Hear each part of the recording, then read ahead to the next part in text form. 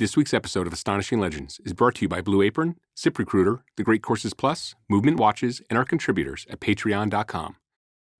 There's a long-held belief by some that modern mankind was preceded by those that were human, but much larger than we are today. People of such physical stature that they are thought to have been giants. The very idea of giants existing in our past has fanned the flames of heated rhetoric for decades, mixing science, faith, cultural identity, and pseudoscience all together, polarizing researchers and skeptics as well. Astonishing Legends is a show about the big picture of these stories. With the help of the Astonishing Research Corps, we're able to uncover mountains of information in short periods of time. We coalesce what we find before taking it apart again to look for the roots of the legends and the lore. And of course, the truth, to the extent that it can be revealed. Those components of every legend must all be embraced and understood before you can really grasp the big picture. So sit back and relax as we take you on a journey into the history of giants.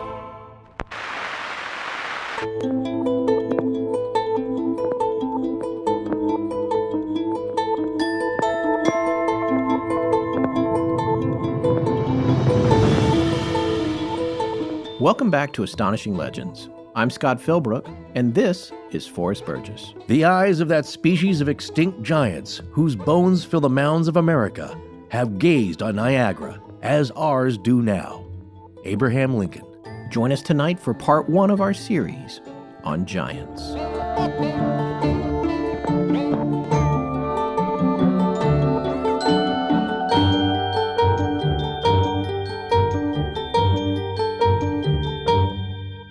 And we're back. Wait. And we're back. And we're back. What are you doing? That was my giant voice. Oh. Yeah. Okay. Just take the last one, Sarah. Right. And before we take one more step, I need to make a quick announcement regarding last week's show, Imminent Disclosure Part 2. During that show, we mistakenly referred to trans woman Chelsea Manning exclusively by her birth name, Bradley Manning. This was an oversight in current protocol as it relates to transgender people, and no slight against them was intended by either us or our guest security clearance expert, Michael, who emailed us to say the following. Quote, "When I was in the military, I had to refer to Chelsea as Bradley due to the Uniform Code of Military Justice case and current intel. Our directives didn't allow us to refer to her as anything else. That being said, I understand it is a sensitive subject and I offer my sincerest apology." What Michael is referring to is the espionage case against Ms. Manning for leaking 750,000 classified or otherwise sensitive military documents to WikiLeaks in 2010. We apologize to those we offended with this error, and in fact had actually intended to say something about Manning's transition during the show and even built it into our outline, but overlooked it during production, which happens more often than you would know, just not about such a sensitive and obvious issue. In response to some of the feedback we got on this, we issued a statement in our Facebook group if you're seeking further clarification on it. The gist of that statement, though, is simply that it was an honest mistake. Indeed. Well, in other news, it's been an amazing research week for the show. We'd like to give a special shout out to our 2 anthropologists in the Astonishing Research Corps, Katie Cohan and Christy Glasgow, for diving in and helping us get our heads wrapped around tonight's complex topic. Yes, and to be clear, they both have varying experiences in anthropology, and Christy actually is, I believe, no longer a practicing anthropologist. So she's, maybe you shouldn't say that, but I can tell you that they know more than anybody else we got in there. Well, everyone in there does, yes. I really appreciate getting their help with framing how we take a look at tonight's details and information around giants. Yeah. We're so lucky, honestly, to have such educated people in our midst. And before we get into the show, 2 very important notes about our upcoming schedule, which is likely going to throw people, even though I'm going to announce it right here. We're still going to get tweets saying, "What happened?" So I'm trying to so pay attention. Me, sure. Yeah, pay attention right now. Next week is a scheduled dark week for us. Dark week meaning that we usually don't produce a show or release anything. Normally, there wouldn't be a show. However, since we're breaking this current series into multiple parts, we're not sure yet if it's going to be 2 or 3. But either way, the first thing to understand is that the next part of this series will not run next week. It will run the week after that. So part 2 will be the week after next. Yeah. However, we are releasing a separate and unrelated, commercial-free bonus show next week to keep you entertained. That's right. When we were doing the Imminent Disclosure series, we interviewed our very own Dr. Chris Cogswell from the Astonishing Research Corps about his exciting new position as Director of Research for MUFON, the Mutual UFO Network, which is the world's oldest and largest UFO phenomenon investigative body. It would appear we now have a man on the inside. Except we just announced it, so it's no longer. He will be fired next week. No. Anyway, he sat down with us for about a half an hour to talk about what he's doing over there, and we felt like it needed to be its own thing. So if you subscribe to us, you'll get that show next week. Yes, and part 2 of this series will follow the week after. Everyone got it? Good. No. Oh, by the way, our new hats are in. They should be in the store at astonishinglegends.com by the time this show airs. So if you've been waiting on a hat, we got some new ones in some new colors.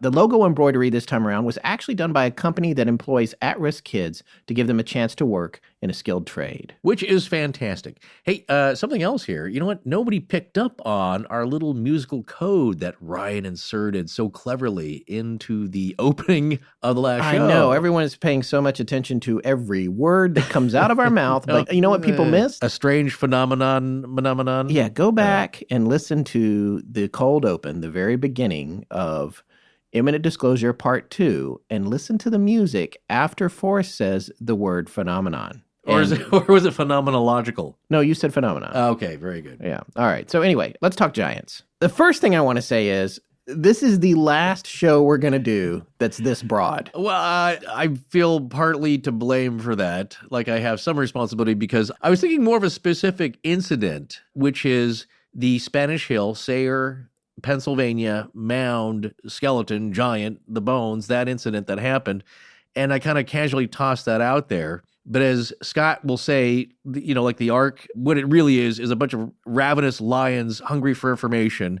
And the next thing I know, it's all taken off and this thing exploded into all giants all the time. The entire history of giants. Yeah, I mean, that's my fault too. I threw the bait in and said, this is going to be about giants. And what I should have said is, we're going to pick a few incidents because when a show gets this big, it gets really hard to wrangle. But we did our best to put it in a shape that will make sense to you. Right. But this is a huge topic. You could literally do an entire season of Astonishing Legends on all these different tales about giants. Yeah, it's one of those topics, though, I tell people jokingly about. It's like, well, our friend Rob K is doing that about UFOs. It's like when people say, like, why don't you do a show on UFOs? Like, where do you start? Geez. Well, he's doing it because he's going to do all the history of it, all the definitions, all the interesting stories and cases that come up. But that is his whole show. So when you pick a topic like that, it's like, well, why don't you do something on ghosts? It's like, what incident? Yeah. So Giants is a little bit like that, even though there are a lot of historical references we can kind of touch on. And there are specific cases of real bones being found or hoaxes. And we're going to try and determine which is which throughout history. So we probably should have picked a few of those and then expanded on that. Well, I mean, we sort of did that. It's a lot to go over. There's definitely things you're going to be like, oh my God, I can't believe you didn't say that. Yeah, there's going to be some stuff that's not in here, but we're going to do our best to give you the big picture.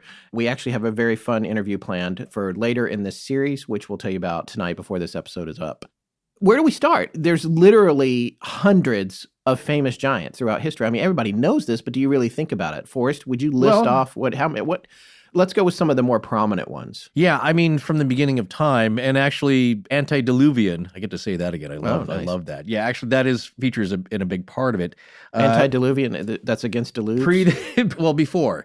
So before deluge. What's a deluge? The deluge, les deluge. So before the flood, that's all you need to know. Oh. So it's that old time before, recorded history, and we've talked about that before in Oak Island and the Book of Enoch. And the Golden Delta, yes. and all the secrets of the earth and and our world here, and that was a time when the world was really magical, but also weird. So you had things like giants and Nephilim, that's what I was getting at, which are the offspring, you could say, of angels or entities that have mated with human women because they saw them and they were beautiful. They mated with the daughters of men. But then you get a lot of jerky giant beings. Jerks. That beat up on people that are just horrible, very violent and murderous. And that's one of the things that triggers the flood, is to hit the reset button by the good Lord. So he is like, you know what, this has gotten way out of hand. There's some weird stuff down there, and none of it is real nice. So, of course, Noah and his family, like, those are good peeps. I'm going to save them. We're going to start over. But that is some of the first stories of giants on this earth. Yeah. And again, that's an interesting aspect because there are some giants, as we'll take a look at tonight, which are productive and friendly. And they come from a specific area, mostly America. That's a lot of our legends are like that. And Paul Bunyan. Exactly, Paul Bunyan. We'll reference a book by Brad Lockwood, which I had come across a few years ago. On Giants, Mounds, Monsters, Myth, and Man. Yeah, really like that one. Very even-keeled, pretty short, level-headed. But it's under 100 pages, but Yep. Some solid research and I think some thorough and solid conclusions as well when he takes a look at the whole picture. But yeah, getting back to tales of old, you have then Goliath, Nimrod from the Bible. Who built the Tower of Babel. Yes. And he apparently was not a very nice guy. Well, that's what I'm saying. He was after the flood. He was Noah's great-grandson, I believe. And here's something I've mentioned before on a previous show recently. I think maybe it was for the Yeti. But the noble savage, they're a duality. They're man struggling. It's like Lord Byron, you could say, was the noble savage in that, you know, he was a cultured man, very smart and talented, but battling his proclivities, you could say, with strong drink and the ladies. That's part of the noble savage. But one of the first things I was taught in my classics class, was that the classic hero from the great stories of antiquity, the hero is often a jerk and saves people, but also does horrible, violent things. Yeah. And you can expect that from them because they embody this kind of power that normal humans aren't supposed to have. So that's one thing I remember our classics professor talking about, is that you can expect the great heroes all the stories about them aren't nice. So same thing with Gilgamesh. Now there's theories that he was a descendant of one of the Nephilim because he was a giant, but also because he's a giant and can do anything he wants, he's kind of a jerk. Yeah. So the gods created Enkidu to kind of teach him a lesson, and they become great friends. And I always talked about that before. So people with great power generally abuse it, is what we can learn, except for guys like Paul Bunyan, right? Yeah. The interesting thing about Paul, I'll talk about him later. We used to hang out. But he actually is thought to be an amalgam of two different guys. One who was the founding member of a farmers' rebellion known as the Papineau Rebellion in Canada, whose last name was Fournier.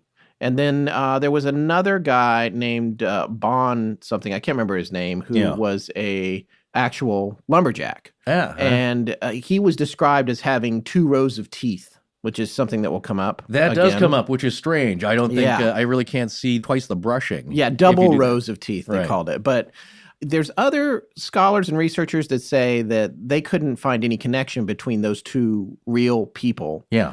And Paul Bunyan. They felt, especially when they look at the timeline of when he emerged, or the idea of him emerged, they felt like it didn't match up. And that's a lot of what you find with these kinds of stories. You'll always find in the research, you'll be people that will say, oh, this is the origin for that. This is where it came from. And then there's other people who'll be like, there's no way that's the origin. And they think it's just folklore, told around the fires of in the logging world and that sort of thing. There's a lot of towns that lay claim to being Paul Bunyan's town. Oh yeah, I've driven through one. And, and in fact, if you watch any of the Fargo stuff, you always see, the Coen brothers. There's always a statue of Paul Bunyan figuring prominently on the side of the highway there. You drive up the 101 and you'll see him and Babe, his blue ox. Yes. Yeah. But that's the origin story to most of this. It took 5 storks to deliver him, by the way. I can see why. If you see that statue by the side of the highway there, he's huge. But that's where these things are born. And as you can see when we lay this out, that there might be, some real people that these things are possibly based on, but the stories get exaggerated over time. Yeah. And maybe even the findings, as we'll see in like the mid-19th century when they were made, there may have been some genuinely strange bones or normal bones that were exaggerated, the description of which were exaggerated by onlookers. And from there, it takes off and then it literally grows. It gets huge. So, did you try the barramundi? Man, you just can't help yourself. And yes, I did. And? Well, and it was delicious, of course. Now, that was a Whole30 approved menu item too, right? Yeah. Well, did you notice any difference between the Whole30 dinner and a regular Blue Apron dish? No, not really. You know what? I love lettuce wraps, so we tried the Togarashi chicken lettuce cups with avocado, and it was just as tasty as any other Blue Apron meal we've had. Yeah, you'd think the Whole30 menu would be pared down and skimpy, like you'd get hungry in an hour, but it was just as filling and flavorful as any other dinner you get with Blue Apron, which I think is a real testament to both Blue Apron and Whole30.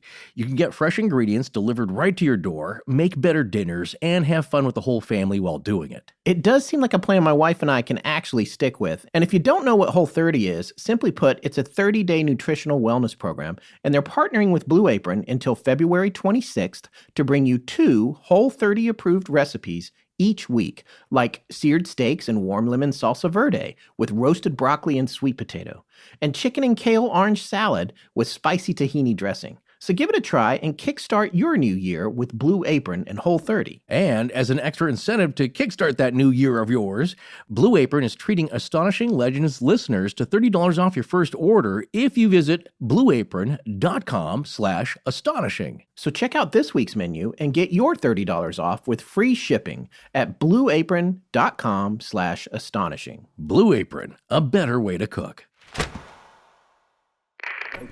Hello, everyone. I'm R.A. Fadley, and this is Astonishing Legends. Let's get back to the show. Just briefly, before we go too much further, I do want to explain a little bit about the Nephilim for people that don't know about them, because it's interesting. A lot of people think that they're angels or fallen angels, but they are not. There's a lot of different ways to explain it, but here's a description that I got from, it's actually from a Jehovah's Witness website, jw.org. The Nephilim were giants, the violent superhuman offspring produced when wicked angels mated with human women in the days of Noah.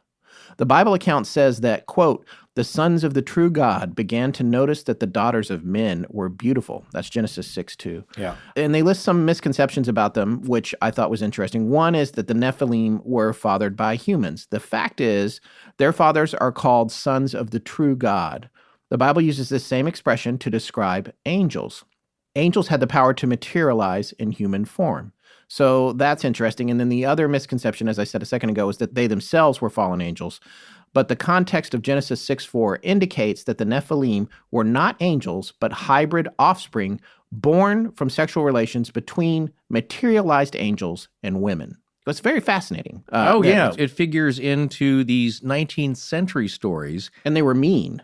Well, that's what I was saying. It's like, if you're huge and everyone else is puny, you can take whatever you want. So that's going to be a theme that's as old as physical people, beings on this earth, as well as the Bible, as we said. But the reason that we're mentioning this is that the stories that we'll cover, the instances of hoax or actual things being found in real mounds, burial mounds in the 1850s, is that there is a religious aspect to that. So it's good to set that up first. Sure. So yeah, we'll see giants being mentioned quite a bit in the Bible, significantly.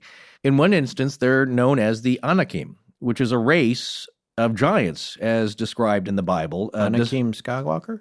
That's Anakin, isn't it? Yeah, it's pretty close. Well, though, right? Those folks borrow a lot of stuff. Yeah, they do. They do. So it's like, by the way, there's a lot of influence from Dune in the first Star Wars. Yeah, there's actually a lot sandworm, skeleton, and it's very biblical in that sense. You know, its origin story and its desert. It's a lot of the same themes. That's also another running theme here, is that why are there giant stories all over the world? Why does every culture have their own? Why does every culture have a flood story? You're getting bored. Did you just saw it? You must have just watched it. No, it was a few weeks ago. Okay, well, let's leave porgs out of it then. All right. So the idea, though, is that these are resonant themes with human beings from the beginning of time to now. But if you look at the Bible, the Anakim were described as a race of giants and descended from their forefather Anak. And this is also in the Tanakh, which I guess is known as the Mikra, or the Hebrew Bible. And the Tanakh is the canonical collection of Jewish texts. which is also a source for the Christian Old Testament. Now, I'm sorry if I'm getting some of this wrong. I've taken a lot of this just from Wikipedia, so go blame them. But I think it's After you blame us for using Wikipedia. I'm so sorry. Yeah, well, no, you know what? It's like, at least I know that that's been looked over. So those are things I think generally agreed upon depending upon your denomination, but we're going to go with that for the moment. In the book of Numbers, Anak was a forefather of the Anakim, as we said, and he was a son of Arba.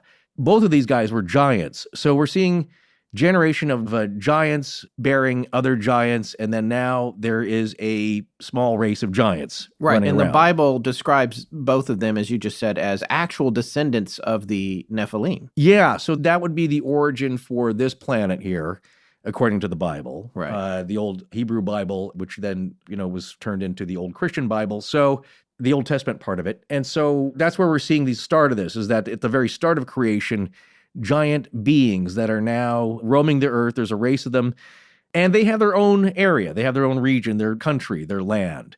They were also known as Rephaites, I think. Rephaite refers to either a group of people that were greater than average size, or just generally giants possibly, or to dead ancestors who are residents of the netherworld. So that's what you see, with a lot of these old terms, that they can kind of cover several different ideas. And so where the Rephaites or the Anak figure in, or the Anakim, is in the story of the 12 spies, where Moses, after they were liberated from Egypt, they go out into the desert, they're looking for the promised land. Moses sends out 12 spies, as they're called, which are leaders of the 12 tribes of Israel, to go out and check out the land. We got to find a place to live. So be positive, as he says. Report back about the farming conditions. What do the cities look like? Are they small camps? Are they fortifications? How strong do they look? What's the temperament? And bring back some produce while you're at it. So let's get a lay of the land here, really, and report back to us. And apparently what happened is that they came upon some Anakim, giants, as they described them. And I'm not sure if this is the connected passage, but they felt like grasshoppers in their presence. Yes. Giants. And so they came back, and 10 of the 12 spies, and these are supposed to be the leaders of their tribes and brave people. Joshua was one of them. He was a fierce warrior.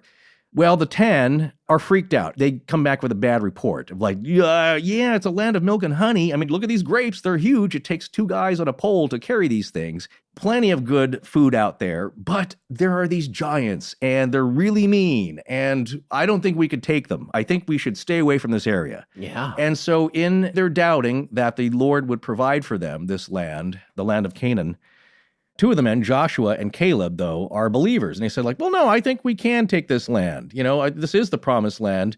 God is going to fulfill his promise to us. I say we get in there and reap the bounty of this harvest here. Let's get in there, and this is going to be great. But because the 10 who doubted and were talking the whole expedition down to the rest of the Israelites managed to convince the majority, and so they didn't want to go there. So guess what? This 40-day scouting trip now turns into 40 years wandering the desert. That's where that story comes from. Okay. Because they did not trust in the Lord to provide them with a land of milk and honey, the land of Canaan, where the Anakim were, which I believe the Lord said, don't worry about it. Get in there. I will kind of help push them out. So eventually, though, that's what happened, is that after 40 years, most of these other gentlemen passed on in that span of time. Joshua and Caleb, because they did believe in the power of the Lord and the promise of the Lord, they survived. So Joshua eventually expelled these giants from the land, except for a few that found a refuge in the Philistine cities of Gaza, Gath, and Ashdod. So eventually... Gaza? Yes. Okay. Some of these places still around. Yeah. So Hebron, which is near this area, is still around, of course. These are very, very old cities. So the idea, though, is that Joshua eventually pushed these very real giants, if you are to believe of this, and the Israelites eventually find their place. So again, that is another big story of giants in the Bible. But of course, the one that people probably most know is that one of these Philistine giants that left the land of Canaan and was driven out, one of the descendants was Goliath, whom David encounters in the second book of Samuel, chapter 21. So Goliath was supposedly a descendant of the Anakim. So again, a bunch of giants not behaving very well and are doomed to be driven out.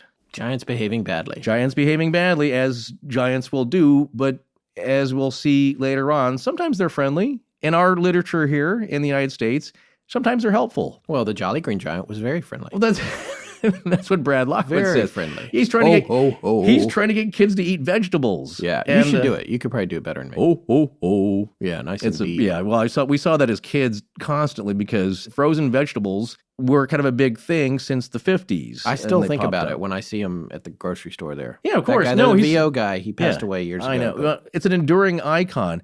But the legends of giants coming from Europe, they're not so nice. They're the mean ones. Jack and the Beanstalk, he's going to grind your bones to make his bread. Yeah. And so they must be tricked and defeated. That one version of him didn't like Bugs Bunny either.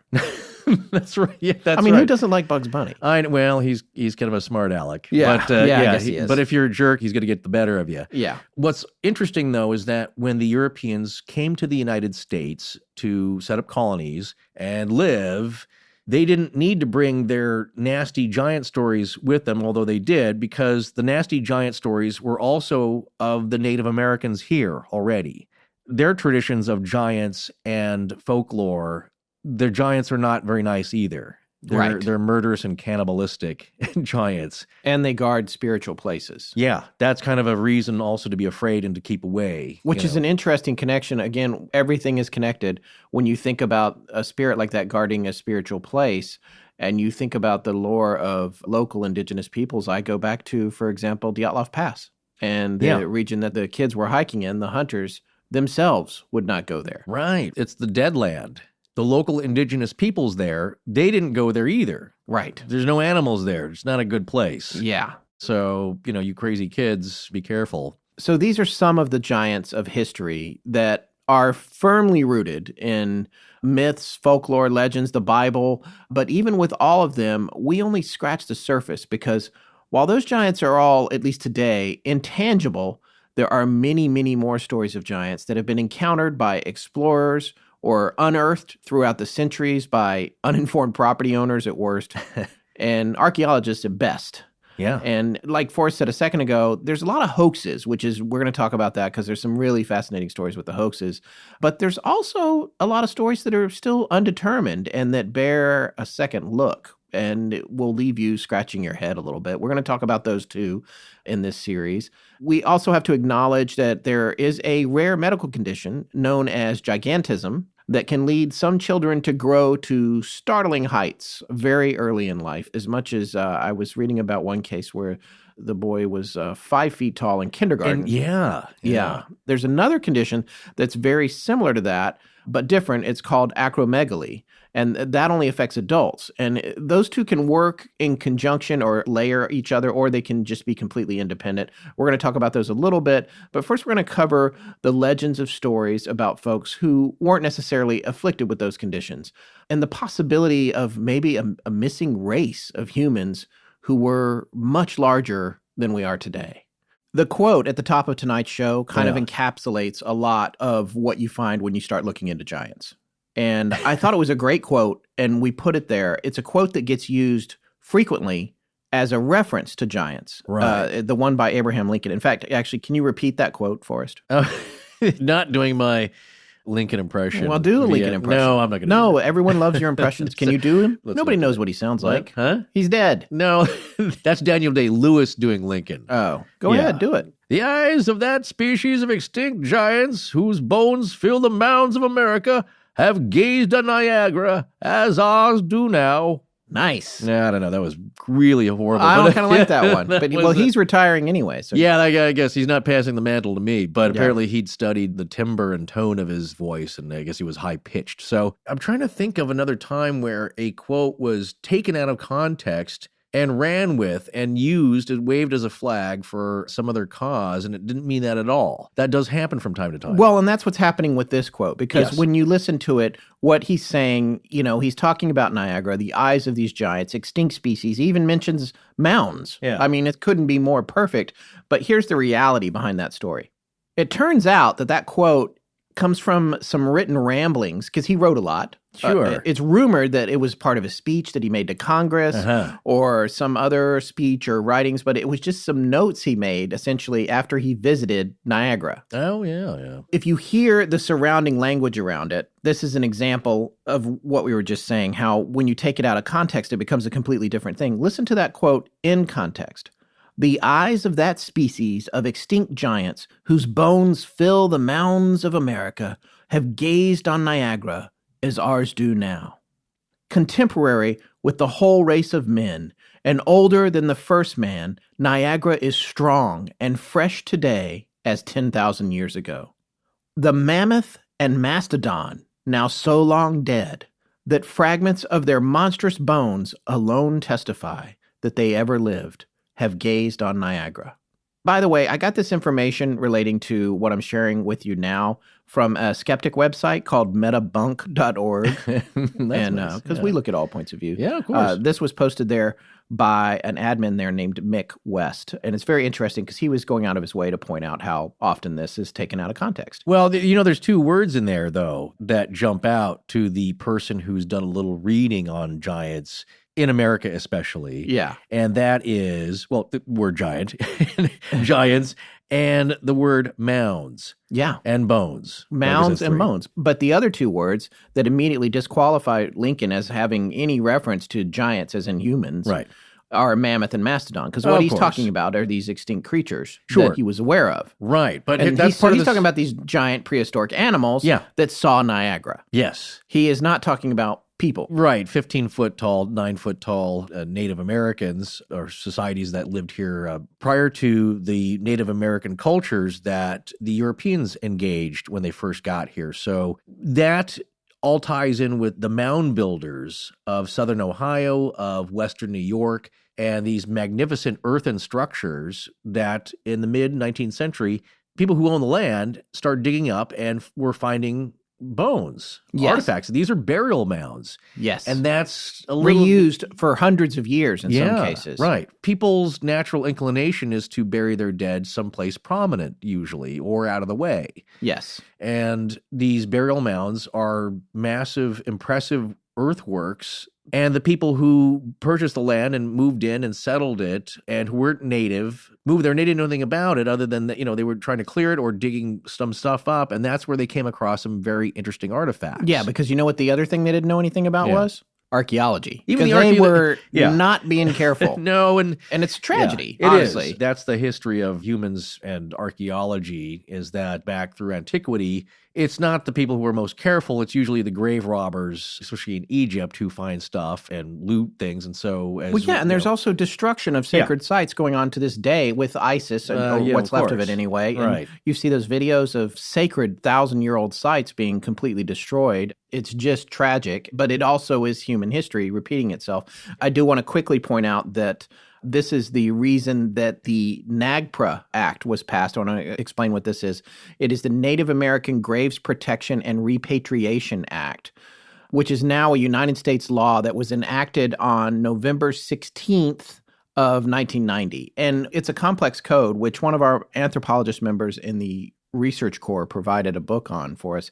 It's very interesting, but what it does is it protects those remains because so many of them had been looted, sold to collections, went to museums. All these things were happening before people became sensitive to that kind of activity. And conversely, it means that when you find new sites, a lot of times you can't dig. You don't dig now. And if you find bones from these sites in a museum, they are to be repatriated so they can be properly buried in a respectful way. Right. That is part of the bigger picture of how the water gets muddied with respect to all the where are the bones? This is something that's going to keep coming up. Well, all these mounds, there's all these stories. Where are the bones? Well, the bones either have been returned or there are cases where they can be lost. And there's other cases when it's a hoax and these bones that are supposedly huge don't exist. We're going to talk about all of that, but we just wanted to explain that act because it's an important part of how all these things are dealt with these days. But the fascinating thing is, and I think we've already pointed this out, is that all cultures across the planet have giant lore, every single one of them. Yeah. And it reminds me, frankly, of the Yeti and talking to Dr. right. Taylor, because we talked about this in part 2 of that series, a little bit about where the idea of the Yeti comes from and culturally why that society in Nepal, for example, would seek to have it. Yeah. Because of the caste system. In some cases, they have the wild man, the Bunmachi, who we talked about, and then they have the Yeti that was at the higher level, which also in a way is a giant in its own way. So there's a connection there to how cultures revere these huge people. And like you said, some benevolent, some not so benevolent, some you don't even think about. The one that I came across when we were doing research for this episode that I hadn't even thought about in forever was Little John. In the story of Robin Hood. Yeah. Little John was a huge dude and is essentially described as kind of a giant. And on top of that, he bests Robin Hood in the quarterstaff battle that they have on the log or whatever. Are you talking about the Warner Brothers cartoon? Now we're back to, Yes, I'm talking about the Robin Hood story, but yes, we are back Friar to Warner Tuck. Brothers with Friar Duck. Yes, that's right. Yeah. Where he says, I'm going to fight you with my trusty buck and a quarter buck staff. That's right. Yeah, yes. that one. That's pretty good. That's a great cartoon. A lot of people, I think from our era as well, grew up with the Disney version, the animated version. I have that on vinyl. Oh, wow. Yeah, see? With Roger Miller. Yeah, right. Great. But one of the points I wanted to make is that the idea of a large human is an easy extrapolation to what we see every day. We could all envision somebody just like us, except they are 10 feet tall and they're big and strong and can do all the things a normal human can, but 10 times better. And that's the thing about Little John. Technically, he's more skilled than Robin Hood. Yeah. He's bigger, and then after he beats Robin Hood, he becomes a benevolent best friend to him. Right. It's the idea of the hero, though, that they're larger, stronger, better looking. Yeah. They're superhumans. And so, again, it's an idealized version of us. And it's a natural thing to think about, a natural conclusion for us when we think of our stories and our myths. Now, on the other hand, a floating silvery goblin with giant baseball, fiery red, orange eyes, and giant bat ears, maybe not so much of a natural extension from the human imagination. Yeah. You know, Yeah. That's my point. That was my reference. Like some things out there where we do have these strange creatures popping up in local legend and lore are not so easy to think about. That's really much more inventive. Yeah. We were talking about earlier the story of the flood being pervasive in Native American cultures all around the world. Everyone's got a flood story. It's like, yeah, places flood. People live by water naturally. The ocean or rivers, that's what brings life and food and water. You need to drink. So, and occasionally floods. There's heavy rain. So we can all envision that, and it's terrible, especially what was going on this last week here in Southern California. So to imagine, though, that the whole earth floods, it's like that's pretty wild, but it's just, to me, very interesting and unusual that we all have an origin story, a reset story, where the entire earth floods, wipes everything out, and we start all over again. Yeah. We have big people. There are medical conditions and genetic predispositions that can make somebody grow to a very large size. That's probably been going on since there's been people. I mean, it takes a lot of food to grow somebody that big. And generally, as we've seen throughout history, people usually are not that tall. Yeah. Generally in the Middle Ages, if you look at the average height of a suit of armor, it's between 5 feet and 5'5". People weren't usually giants. So when you have somebody who's, say now, even not that big, 6'5", you're 6'2", right? I was last time I checked. I feel like in my old age, I might be shrinking a little, but yes, I'm 6'2". Yeah, exactly. Yeah. So I'm generally a taller guy. I think generally, for America. on average, yeah. You're, I believe, for an American man, at the bottom of the normal bracket would be 5'7", 5'8", and 6 feet or 6'1" at the very top. And it depends on the country. In Denmark, they're a lot taller. They're on average. Yeah, well, I've been looking in the research for this show. I was looking at averages across the world. Right. The tallest country with the average height is Montenegro. Oh, that's interesting. And then you said Denmark, the Norwegians as well, very tall. Well, that's what happens. And so back in the Middle Ages, when you have a king like Edward Longshanks and he's over 6 feet tall, he towers over everybody else. He seems kingly. Yeah. That's another thing that we'll talk about, the appearance of somebody who is a normal person, but seems so much larger than life, and what their role will play in their own society and their own tribe. and why that might figure into these encounter stories of Europeans coming to Native America. Yeah. Getting back to that, and Robin Hood and these stories of coming out of Europe, anytime there's somebody huge, it makes the news. Yeah. But it could be totally natural. They don't have to be supernaturally huge. You ever go on a vacation, like, over the holidays? You relaxed, you spent a lot of time with the family, and now you're ready to get back to work. And you get back to the office, and, maybe you're getting coffee in the break room, and you realize, oh, that person is still here. You know who I'm talking about. That coworker that creates more work than they actually do. Yeah, maybe they'd be perfectly fine at some other business, but not yours. And you especially don't want to be the person that hired them. I know they looked good on paper, and then you find out what they're really like a few weeks later. Nobody has time for that. Well, ZipRecruiter is here to help, because no one has done a better job of transforming how you find the right talent than they have. What you need is a smarter hiring process, and that's what ZipRecruiter is, because ZipRecruiter posts your job to over 100 of the web's leading job boards with just one click. Then, ZipRecruiter actively looks at the most qualified candidates and invites them to apply. It's also why ZipRecruiter is different. Unlike other hiring sites, ZipRecruiter doesn't depend on the right candidates finding you. It finds them. No wonder 80% of employers who post on ZipRecruiter get a quality candidate through the site in just one day. Find out today why ZipRecruiter has been used by businesses of all sizes and industries to find the most qualified job candidates with immediate results. And right now, Astonishing Legends listeners can post jobs on ZipRecruiter for free. That's right, free. Just go to ZipRecruiter.com/legends. That's ZipRecruiter.com/legends. One more time, to try it for free, go to ZipRecruiter.com/legends. ZipRecruiter, the smartest way to hire. I'm the Dispatcher, and you're listening to Astonishing Legends with Scott Philbrook and Forrest Burgess. Now back to the show. Before we go too much further, I feel like we should talk about some of the more famous hoaxes. Yes. So these hoaxes come from a book that we are referencing for this series, one of several, called Giants on Record, America's Hidden History, Secrets in the Mounds, and the Smithsonian Files. This is written by Jim Vieira and Hugh Newman. This book is a bit controversial, as is the topic of giants in general. It's a polarizing topic. There's a lot of people that equate it with the whole ancient aliens thing, and then immediately we're going to Giorgio Tsoukalos and aliens. And we're not coming at it from that angle, from the ancient aliens angle. And even though there's a lot of people that equate the presence of ancient giants or these long ago larger people being somehow ancient aliens, I'm not going there necessarily. For me, it's more an idea of possible lost civilizations, pocket civilizations, as a term that I learned from Professor Taylor. Yeah. Totally earthbound. Yeah, what we have found... If it exists.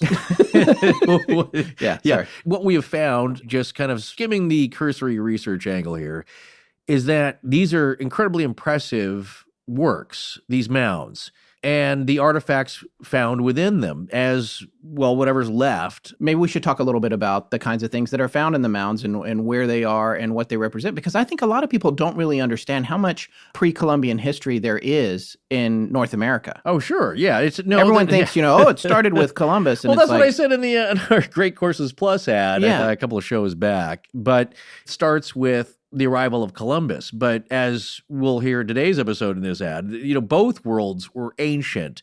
This world had people in it for tens of thousands of years, and they immediately bring culture with them and some kind of identity. So as this land, like every land is populated, as the very first humans move into it, whatever they got going with them, their stories, their legends, if it's pre-written, their oral traditions, whatever they communicate to each other about where they're from and what lies in the heavens, they bring with them. So it's a very ancient culture. But what we've seen here is that there is a civilization that predates the 1492 Colombian Exchange, Columbus with a navigational error ending up in North America rather than India, and the world changes. Both worlds, as they call it, the New World, it's not really the New World. It's its own world. It's just it's a world they've never seen before, these Europeans. And likewise, Europeans bring so many things over that the Native Americans had never seen before. But prior to this contact, there were civilizations that built great structures out of wood and earth And a lot of these... And stone. And a few of the more famous ones can be found in southern Ohio. So there we have the Serpent Mound Historical Site in Peebles, Ohio. We have the Hopewell Culture National Historic Park in Chillicothe, Ohio, as well as the Adena Mound in Chillicothe. And those are just referred to as cultures because a lot of that is gone. Though there are records of sorts with them in the forms of artifacts, ceremonial pipes, different pieces of pottery and art, and, of course, people buried there, bones. What was happening in the 1850s is that sometimes farmers would own this land. From the ground, you can see that there is a hill there, but you're not really sure what it's all about. So farmers were starting to excavate, and they'd come across graves with bones in them and some unusual artifacts. Funerary objects. Yeah, and some of it, again, gets kind of edgy, and we have to be careful because when we mentioned this, I think with Kincaid's Cave, we had somebody on Twitter call us a nasty name because we even dared to bring up the story that some people had claimed to have found metal plates etched or decorated with biblical scenes. Yes. Look, we're not saying that that's true, but that is a reported story. And that will tie into the Giants story as well, because it has a religious angle to it. Of course, when you're seeing biblical stories on plates pre-Columbus, how do they get there? Well, there's some other crazy stories as well, as possibly Coptic Egyptian Christians fleeing persecution from Egypt and coming to America way before Columbus and bringing their biblical stories and their artifacts here. So the only thing I can tell you that I believe personally is that it's a lot more fascinating, mysterious, and complicated than we currently know now, the prehistory of America. Yeah, absolutely. The pre-European history I of also America. personally believe that the Vikings were here long before Columbus. That's something I've sort of picked up from Scott Walter, which he's a controversial figure, but the whole Hooked X thing. Yeah, that's a good book, though. I recommend it. Yeah, exactly. And a lot of the stuff that we've read and a lot of the signs that you see pertaining to Oak Island and other carvings that have been found in the northeast of the United States indicate Viking symbology, and there's structures that seem like they may have been actually built by the Vikings. Oh, yeah, and far into the region of the United States, the heartland, Minnesota even. Not just the football team. But the idea, though, is that there are discoveries being made by archaeologists currently. I just saw one like 6 months ago. That was a great, interesting coverage of a discovery of a campsite, probably a Norse site at Los Almados, I think in Nova Scotia. And we talked about that before, but now they're really finding settlements that are much earlier than previously thought. So I actually found some notes here that I made for this series, Native Peoples of North America from the Great Courses Plus. Oh, yeah. But it's exactly what you're talking about. And so one of the notes here was that the Dorset, an ancient Arctic people, encountered the Norse or Vikings in what is today northwestern Greenland. And later, direct encounters dating from the year 1200 took place with the Thule in Greenland, Newfoundland, and Labrador. Okay. And the way that they know that there was some intermingling is that they would find, Dorset being indigenous Eskimo culture. Yes, they preceded the Inuit. Yeah. But there's no reason to believe, apparently, that they overlapped. They're believed to have gone extinct before the Inuit came along. See, that's what I'm saying. That's what happens with the mound builders, that people came along, they built these amazing structures, and for whatever reason, they move, they die out, they kind of fade away, and a new culture arises. Yes. And they don't have any connection with the previous one. No, but they still use their burial mounds. Well, exactly. That's a natural human inclination to want to put your dead somewhere sacred and away and out of the place, maybe closer to the sky, someplace revered. So that's an idea, though, that just makes sense to peoples no matter who you are. Brad Lockwood says his own European relatives are buried in these old burial mounds because his family's generations old from Western New York State, and they had right been up buried against the Lake Erie, actually. The Seneca area. Yeah. So in any case, though, what you see the intermingling is that they'll find a Dorset piece of jewelry, like a Dorset-made gorget, which is like a necklace plate, but with Viking brass. And, how do they get that? So we can see evidence of items being used by these native peoples of European origin, either being traded later on as more contact is made, and the spread of these items as they make their way into the interior of the country. So we know now that it's not just 1492 with Columbus being the first to step foot here. And what's interesting about that, and we need to keep in mind when we're looking at these giant stories, is that's revisionist history. Columbus, the way that that's presented is technically, it's revisionist history. It glosses over all the things that happened before he got here, accidentally in the wrong place. Right. And so that's something to remember too, because Forrest, this is something that you had said, which maybe you took, I'm sure you took from Winston Churchill or somebody, but history is written by the victors or something to that effect. Geez, I got to look that up. Yeah, the gist of it is that is who tells you what happened. And when the things that preceded your cultural hero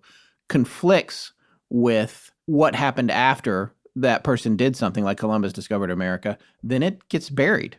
The stories get buried. Yeah, and here's the thing, though. You have some forms of contact that aren't that cemented. Let me tell you about another note here. In the 1480s, native peoples in the Northeast encountered Basque mariners who had ventured into the area to take advantage of the vast supply of cod. That's also from that lecture series. Right. So they had come all this way, and that's not like making a settlement. That's not meeting the chief and coming in and exchanging gifts and announcing yourself.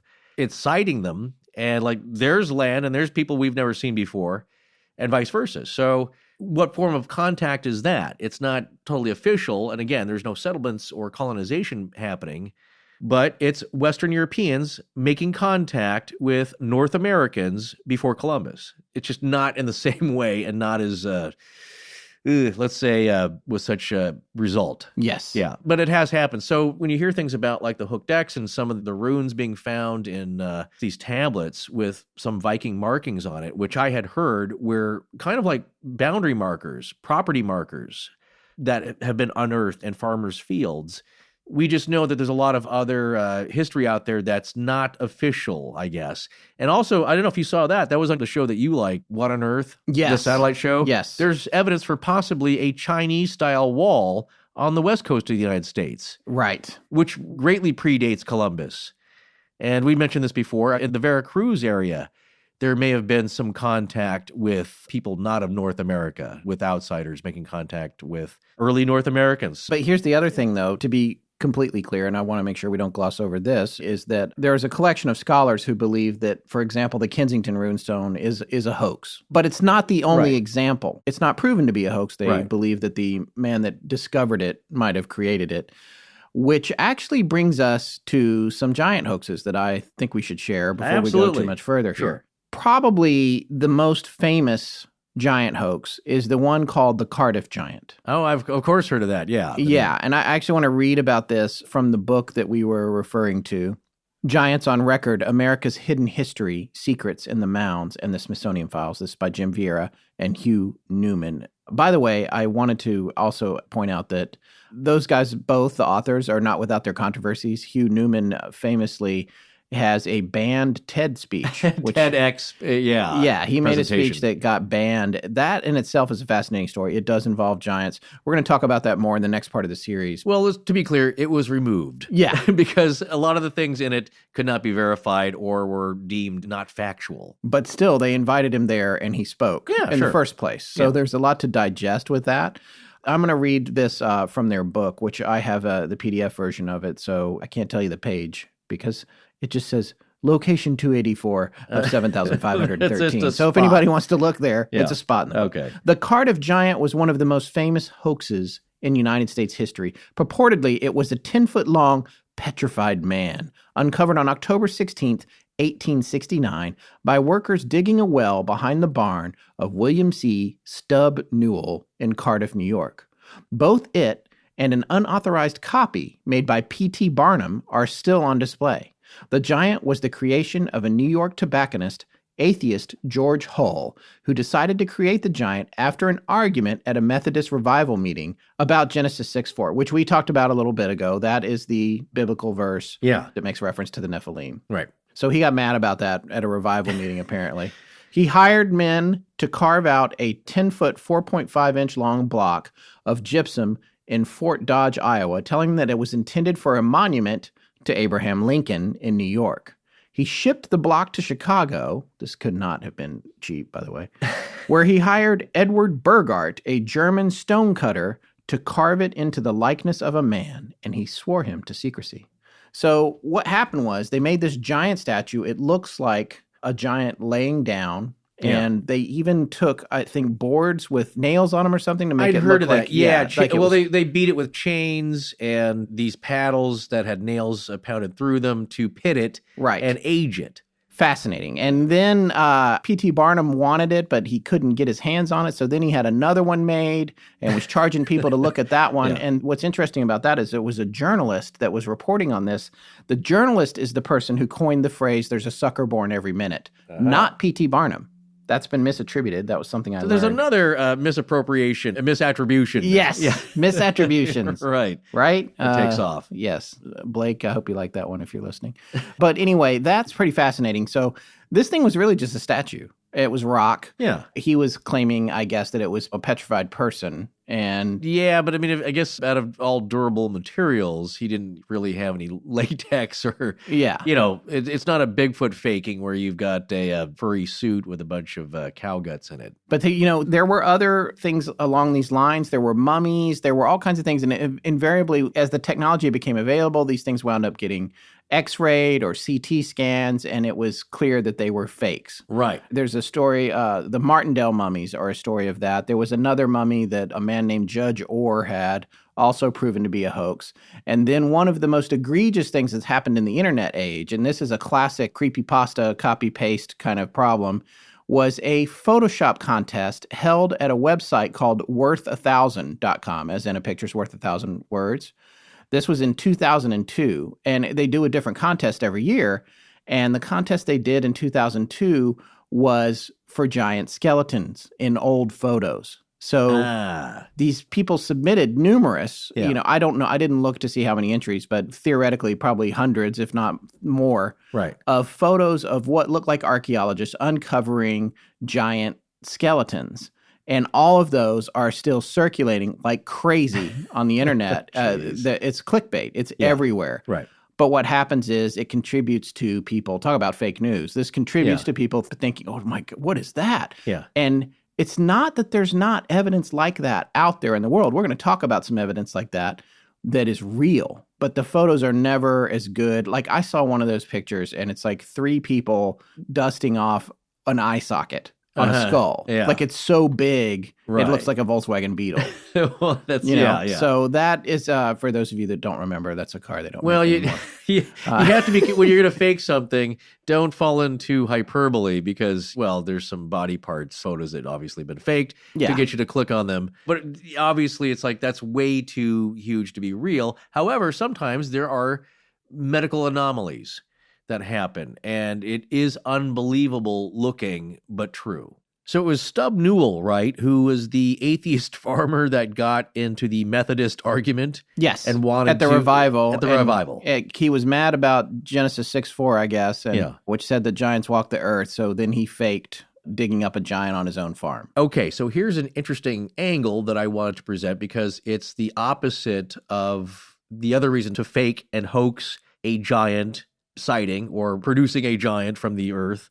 Stubb here wanted to do it to make fools out of the people that would say, look, see, giants have walked the earth. It is true in the Bible. Right. And then they would parade that around and claim, look, see, all that is true. Genesis is true. We're literalists. And here's our proof. And then he would come out and say, like, no, you idiots, it's a big stone. And I fooled you all and you're full of malarkey. So that's one angle, but as we'll see later, some of these have been faked because the people wanted other people to believe that giants had roamed the earth, and especially North America. Yes. Because the religious angle there is that America is the new Eden, or the existing Eden. It's the new promised land, as we had mentioned earlier, the land of milk and honey.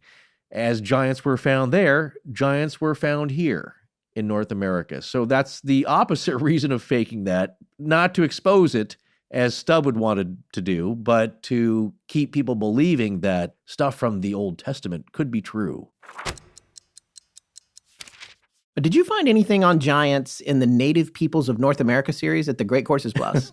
Yeah, I don't think they're going to touch that one with a 10-foot pole, at least not head on, like most of our topics here. But I am surprised by how many of the things we discuss are connected to a lecture series over at the Great Courses Plus, and certainly early Native American history is one of them with this episode.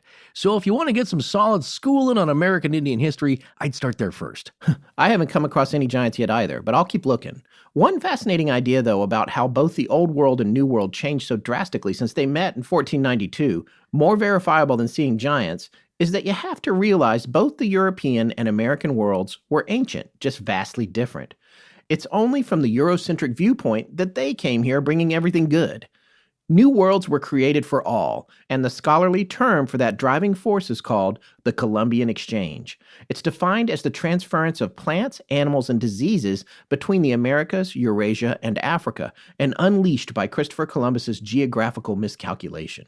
For an example, just think of Italian food without tomatoes, Swiss culture without chocolate, or Irish history without its potato famine. All American plants brought to Europe. Or think of America without the horse, or the earthworm, or smallpox. That Colombian Exchange changed the entire world. And as for giants, well, at least in legend it seems they had theirs and we had ours. Now we just got to find some bones. While we're looking, you can begin learning about anything you want, from history to a hobby, by exploring the Great Courses Plus today.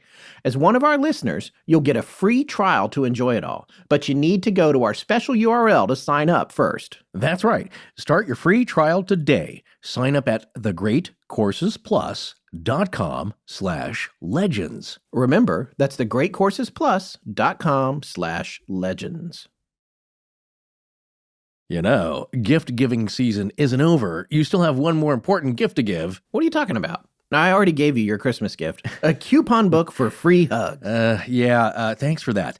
No, I'm talking about something in February. Think about it. You lost me. Man, how have you managed to stay married for all these years? It's Valentine's Day. Oh, right. Come on, you know I always get that handled.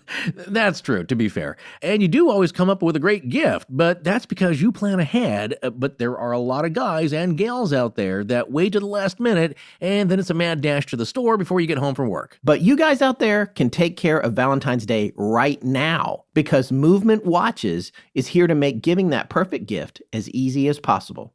Movement's in-house team of stylists have curated an interactive gift guide featuring their trendiest pieces that are sure to impress and make your evening memorable. And it's not just very fashionable watches, because Movement has a line of superbly stylish sunglasses and bracelets, so whether you're shopping for him or her, you can get any combination of those gifts beautifully packaged in one of their limited edition gift boxes.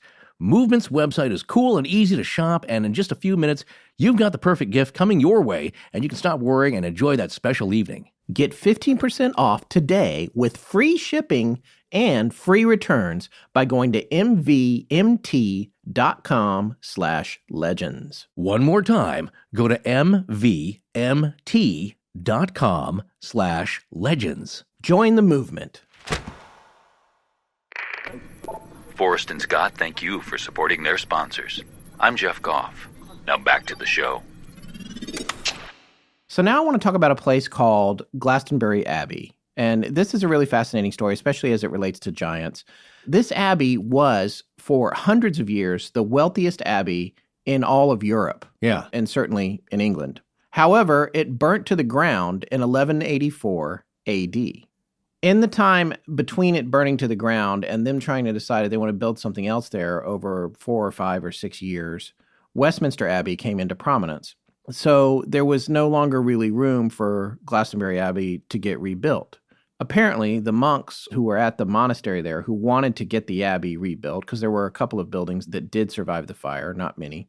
As these monks were excavating, presumably to begin rebuilding, they discovered something very unusual when they began excavating the site where Glastonbury Abbey used to stand. About 8 feet underground, they discovered a leaden cross that had a message on it. It said, "Here lies interred the famous King Arthur on the Isle of Avalon." So they pull the cross up, and they can't believe it. It seems that they may have found King Arthur's grave. They dig and dig and dig 8 more feet to a full depth of 16 feet, and they come across a huge wooden coffin. Inside this coffin, they find the skeletal remains of what they believe to be King Arthur. What's interesting about this and why it's part of this particular episode of Astonishing Legends is that this skeleton was purportedly 9 feet tall. Although the first story that I read about this, which I read in the book Giants on Record, Vieira and Newman's book that we've been referencing tonight, indicated that it was just King Arthur. Other stories that we found through additional research indicated that Guinevere's remains were in the coffin as well, and that she, too, was incredibly tall at 7 feet. So now we've got a 9-foot King Arthur and a 7-foot Guinevere found in this wooden coffin 16 feet down, 8 feet below a lead cross that clearly said it was King Arthur, on the site of Glastonbury Abbey, which had burnt to the ground just a few years prior. Wait, she's 7 feet tall? She's 7 feet tall. So she's a tall drink of water. Yeah. Well, that's interesting because they makes them into a legendary couple at this point. Right. That's also an interesting angle because usually it's a singular giant. Yes. Of unknown origin. And here we are being told we know exactly where the origin is. It's a pair of giants, and they've been properly labeled by this cross. Here's the thing about this, though, and this is something, it would have been the first thing that I thought, actually, but it also is backed up by research that archaeologists have recently done looking into this story. And by the way, this place is still visited today as the burial site of King Arthur, and I suppose Guinevere. Like I said, I've seen the story written both ways, whether or not she was there. This apparently was an example, according to archaeologist Roberta Gilchrist, of what is known as pious fraud. And a pious fraud is when you, in this case, would maybe come up with some fake relics in order to generate interest in maybe rebuilding your abbey that burnt to the ground and used to be the wealthiest abbey in Europe. Right. Well, I would say they are smartly marketing this thing as going right to local pride of the peoples there, because at that time, not much was known about King Arthur, and to this day, we don't know much of anything. He may not have existed. All they know is that there was a hero that was a Celtic Briton, more of an indigenous Briton, who fought some battles against the invading Anglo-Saxon invaders, the Angles and the Saxons, from Saxony, and was able to repel them. And they're an overwhelming force. So he scored some great battles that fired people up, and it delayed a massive invasion for a little while anyway. But no one's exactly sure of his name. So all these things that you hear in modern popular culture that are so popular today, and actually, I think over the break, I rented the Guy Ritchie film finally. Oh. Very fantastical. A lot of flash and giant snakes and things like that. And that's all good fun. But the things like Excalibur and Avalon and Guinevere and Merlin and all these things, pulling the sword from the stone, it's all been layered on over the years, and all they really know is around, I guess this would be the mid-5th century to the mid-6th century. Mm-hmm. He may have existed, but there's no clear evidence or record of his name, only until, I think, Gildas maybe 100 years later, or a long time later, as it often happens with history. So here we're talking 1184, several hundred years after this dude may or may not have existed. So right. They're playing kind of fast and loose on it. But obviously what this tells me at this time is that now he's firmly cemented, King Arthur, as a legendary hero of the Britons. And he's being used to drum up some support. And it seems to be working, right? Yeah. And by the way, we have to point out that it has been difficult to find any real corroboration of this find. Yeah. The only thing that they were able to prove was that there was an excavation there. There was a gentleman in the 50s named Raleigh Radford who excavated there, but Gilchrist, who is from current times, indicated that he maybe took some liberties himself in indicating that there was coffin recovered at that site. All he was able to prove was that there was digging that had been done there in roughly that time period, but he couldn't say what was in it. And this was a cemetery, which probably you would come across that sort of thing, no matter where you dug. What's fascinating about this is that in 1539, this thing took place called the Dissolution of the Monasteries, which is sometimes referred to as the suppression of the monasteries. This is from Wikipedia. This was the administrative and legal processes between 1536 and 1541 by which Henry VIII disbanded monasteries, priories, convents, and friaries in England and Wales and Ireland. He appropriated their income, disposed of their assets, and provided for their former personnel and functions, although the policy was originally envisaged as increasing the regular income of the crown, much former monastic property was sold off to fund Henry's military campaigns in the 1540s. He was given the authority to do this in England and Wales by the Act of Supremacy, passed by Parliament in 1534, which made him supreme head of the Church of England, thus separating England from papal authority. Now, here's the thing about the last abbot of Glastonbury. This is after the fire and after the rebuild, which presumably part of what helped them rebuild was the discovery of King Arthur's remains, giant remains. The abbey itself was in possession of a lot of silver, gold, and real estate. Acting on orders of Henry VIII, 3 men arrived at Glastonbury in September of 1539, and they took everything the abbey had. And then when the abbot, Richard Whiting, resisted, they hanged him. P.S., by the way, Whiting had voted in favor of Henry VIII becoming the supreme head of the church in England. He chose poorly. Well, he had no choice then either. So, yeah. After being hanged, Whiting was drawn and quartered as a traitor for his loyalty to the Roman Catholic Church over the King of England.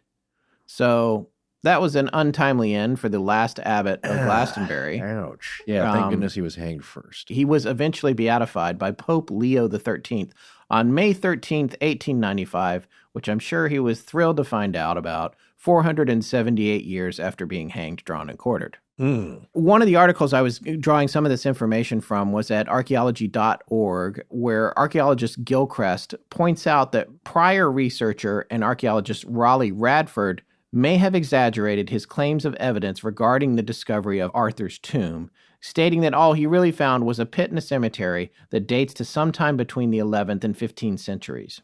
Additionally, quoting that article, analysis of the 12th century Abbey Church indicates that the monks themselves purposefully promoted the site's historical reputation.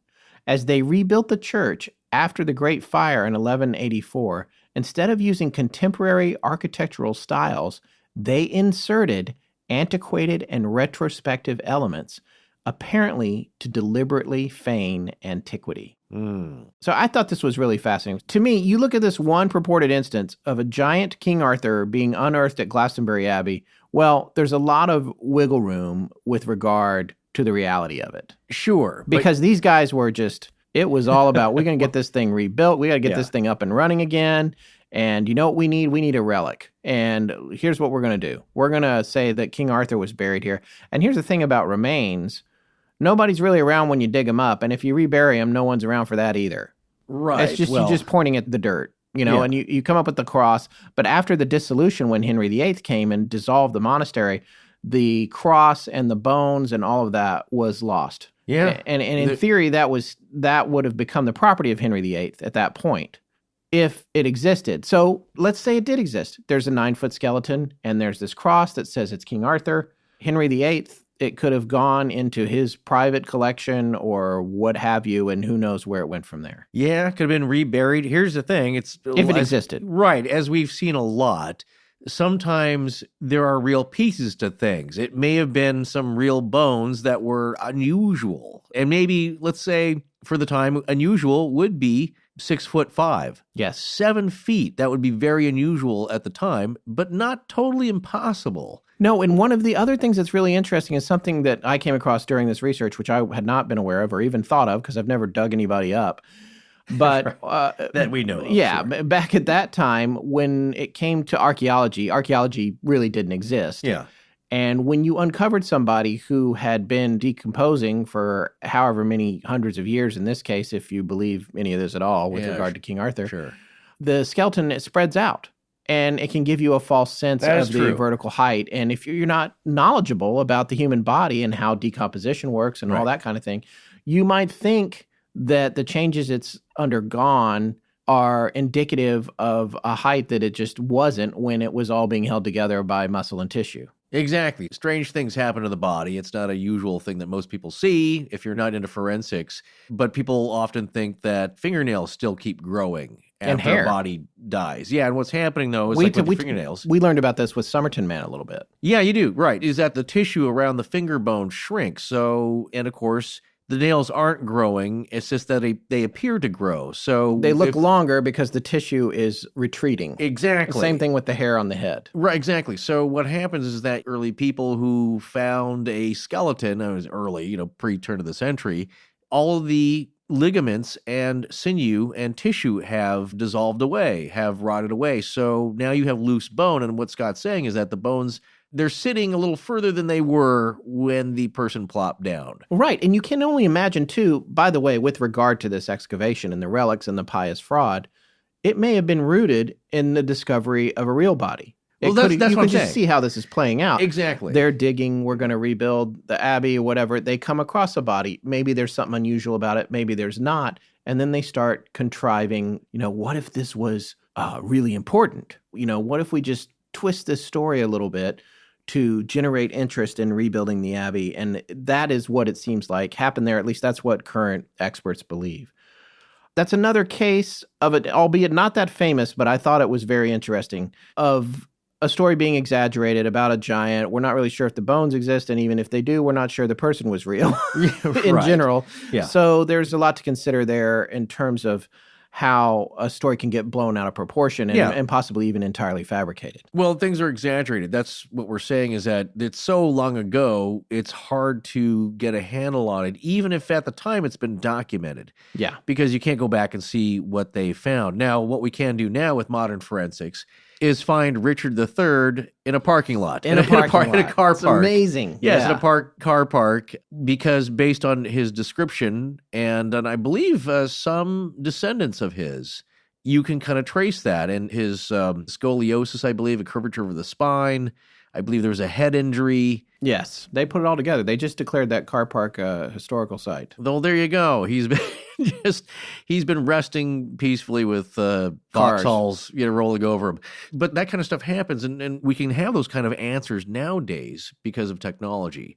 And back then, who knows? And so when we have this idea of pious fraud, we can see a purpose for wanting to hoax something which maybe their heart is in the right place. They're trying to get some religiosity going here and have something for people to get excited about and believe in with religion. Same thing with the Pang Boche hand.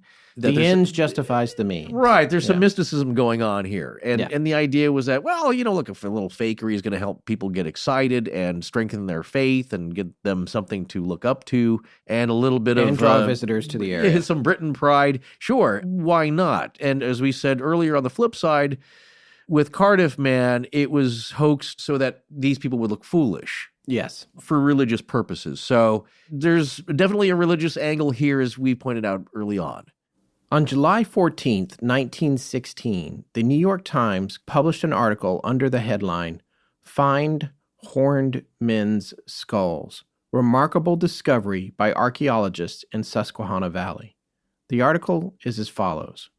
Professor A.B. Skinner of the American Indian Museum, Professor W.K. Moorhead of the Phillips Andover Academy, and Dr. George Donahue, Pennsylvania State Historian, who have been conducting research along the Susquehanna, have uncovered an Indian mound at Tioga Point on the upper portion of Queen Ether's Flats, on what is known as the Murray Farm, a short distance from Sayre, Pennsylvania, which promises rich additions to Indian lore. In the mound uncovered were found the bones of 68 men, which are believed to have been buried 700 years ago. The average height of these men was 7 feet, while many were much taller. Further evidence of their gigantic size was found in large celts or axes hewed from stone and buried in the grave. On some of the skulls, 2 inches above the perfectly formed forehead, were protuberances of bone. Members of the expedition say that it is the first discovery of its kind on record and a valuable contribution to the history of early races. The skull and a few of the bones found in one grave were sent to the American Indian Museum. All right, so that's the end of the article. What they're saying here is that in this mound, and first of all, this is the kind of thing that would not happen now with the Nagpra Act that we mentioned earlier. You can't just dig up sacred ground and remove 68 people. However, What's fascinating about this is this skull they're talking about with the protuberances, which are the horns. They're saying that these skulls had horns on them. Well, yeah, and the inference here is that they're Nephilim skeletons. Right. They're giant. They're giants. Did the 7 feet tall. Nephilim have horns? I'm sure they did at some point. It's the idea of horns, though, and we might flesh this out a little bit, as it were. But the idea of horns represents power and kingly rule a lot of the times. So, as we'll see in antiquity, I think there's an image of Alexander the Great on a coin, and he's got ram's horns. So it's often symbolic, but sometimes people do have bony protuberances naturally growing out of their scalps. Yes. It's a little bit, I think there was the case of a woman who had a very long one coming out of the top of her forehead.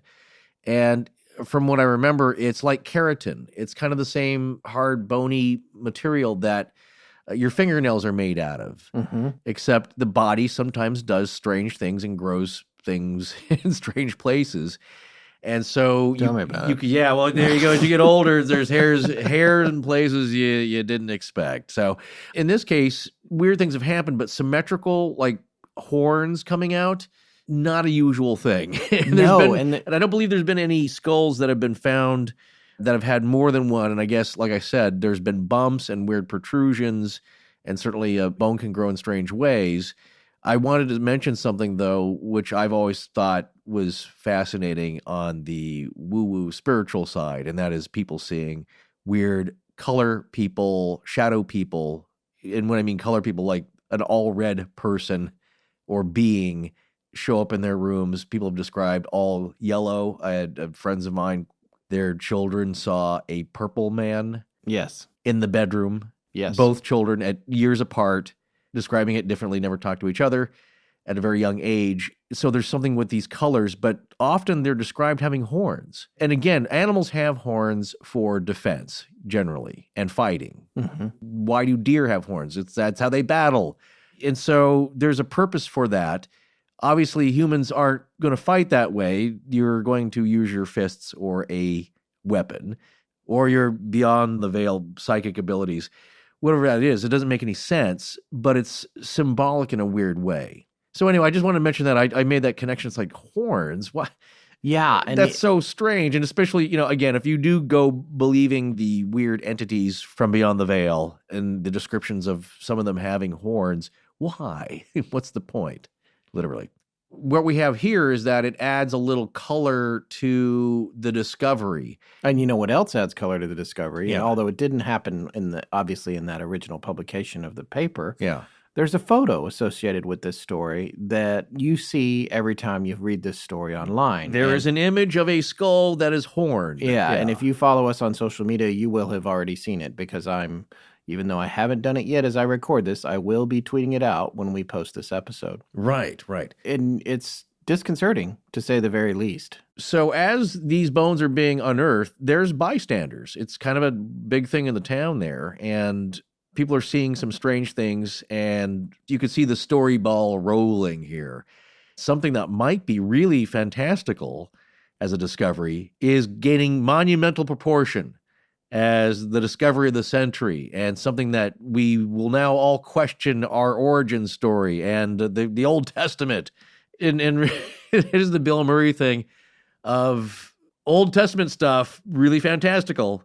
Fire and wrath and brimstone and giants and beasts and battling angels and all that kind of stuff. So now you're seeing the kind of fervor that goes along with this. Well, this also is the root of my mistake here in that this project got so kind of out of hand out of a simple idea of like, let's talk about giants in America. And specifically, the Sayre, Pennsylvania, Spanish Hill, horned 7-foot giant incident, which now turned into all giants. So, and where that happened, I was kind of joking with Scott and Tess in text here, because a good friend of mine, she'd given me a fact or crap calendar.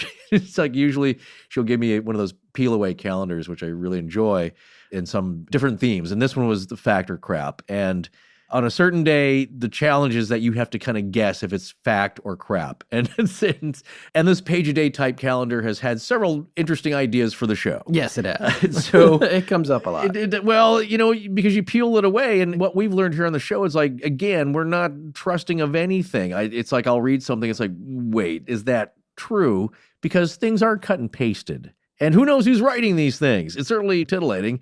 But here is the text or the copy from that particular day on the fact or crap. And again, you read the statement and you have to guess whether it's fact or crap, and then you add up your points at the end of the week. Right. So it's a game everybody can play. So the statement is, several giant human skeletons with horned skulls were unearthed in a burial mound in Pennsylvania in the 1800s. And you flip over the page at the backside, it's fact. Shortly after their discovery, the giant AD 1200 skeletons mysteriously disappeared from the Museum of Philadelphia, the institute chosen to study the skeletons. And they always put a joke line here, boneheads.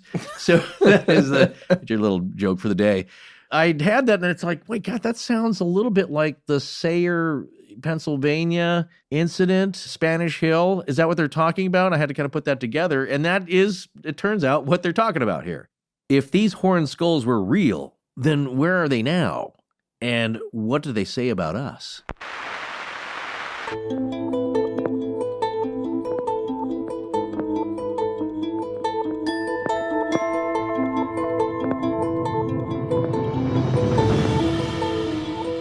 That's going to wrap up part 1 of our series on giants. A reminder to look for our commercial-free bonus show next week with Dr. Chris Cogswell, the new director of research at MUFON. The following week, part 2 of this series will run. In it, we'll talk about evidence pointing to what might have been a pocket civilization of giants in France, whose skulls indicate they would have been 10 to 15 feet tall. Please remember to support our sponsors. They keep the show free and the lights on in Blanket Fortiana. Special thanks to John Bolin.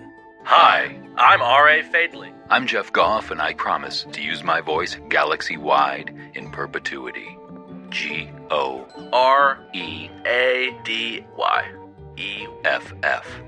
Our show is edited by Sarah Wendell, and our theme, which is available as a ringtone, is by Judson Crane. Sound design is by Ryan McCullough. Special thanks to the ARC and its lead researcher, Tess Feifel. But most importantly, we want to thank you, our listeners. Visit our store at astonishinglegends.com or interact with us and other listeners on Facebook, Twitter, and Instagram. You can also find us at patreon.com/astonishinglegends if you'd like to support the show in that way. Copyright Astonishing Legends Productions. Good night.